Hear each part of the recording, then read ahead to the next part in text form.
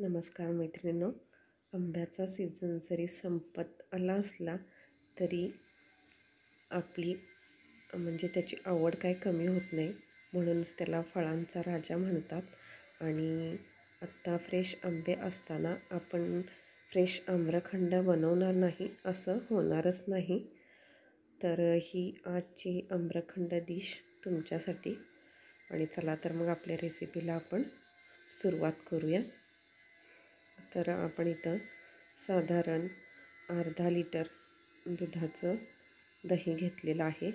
आणि आता मी खाली एक कढई ठेवलेली आहे आणि त्याच्यावरती अशा प्रकारचं गाळण ठेवून त्याच्यावरती एक पांढरं कापड ठेवलेलं आहे.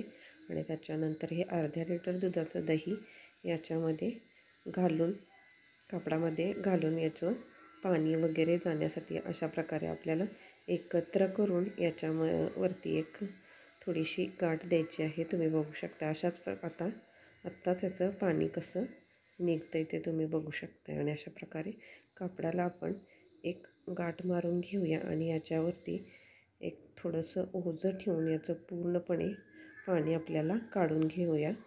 एक 2 तासासाठी आपल्याला असं ठेवून द्यायचं, म्हणजे याचं पूर्ण पाणी निघून जातं. तर बघा अशा प्रकारे मी ठेवलं होतं. आणि आता हे 2 तासानंतर काढून बघूया. तर बघा इथं पूर्ण असं पाणी निघालेलं आहे. आपलं दही केवढंसं म्हणजे पाणी वगैरे जाऊन अशा प्रकारे हा दह्याचा गोळा बनलेला आहे. आता याच्यामध्ये आपल्याला घालण्यासाठी 1 वाटी आंब्याचा गर लागणार आहे. तर तो मी आता मिक्सरमधून एकदम स्मूथ असा वाटून घेतलेला आहे. तुम्ही बघू शकता अशा प्रकारचं आपलं हे आंब्याचा पल्प बनलेला आहे. आता आपण जे दही घेतलेलं आहे ते एका वाटीमध्ये अशा प्रकारे काढून घेतले मी आम्रखंड बनवण्यासाठी. आणि इथं थोडंसं फेटून घेऊया.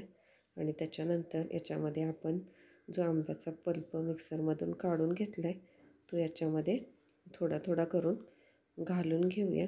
आणि त्याच्यानंतर याला छान असं फेटून घेऊया. साधारण एक 10 मिनटं लागली होती मला हा पल्प फेटण्यासाठी, म्हणजे एकदम स्मूथ बॅटर आपलं बनतं आम्रखंडाचं. आणि तुम्ही इथं बघू शकता कशा प्रकारे आपण हे फेटून घेतले. तुम्ही मिक्सरमधून पण काढून घेऊ शकता. आता मी इथं एक अर्धी वाटी साखर वाटून घेतलेली आहे. त्याच्यामध्ये थोडी वेलची घातलेली आहे. आणि परत साखर घातल्यानंतर आपल्याला अशा प्रकारे फेटून घ्यायचं आहे. आणि आता तुम्ही बघू शकता एकदम क्रीमी असं टेक्स्चर याला आलेलं आहे. तरीसुद्धा याच्यामध्ये एक अर्धी वाटी दूध घेतलं होतं, पण मी त्यातलं थोडंसंच दूध घातलेलं आहे. आणि फायनली तुम्ही याचं टेक्स्चर बघू शकताय कशा प्रकारे झालेलं आहे. आणि एकदम आपला आम्रखंड मार्केटसारखा रेडी आहे.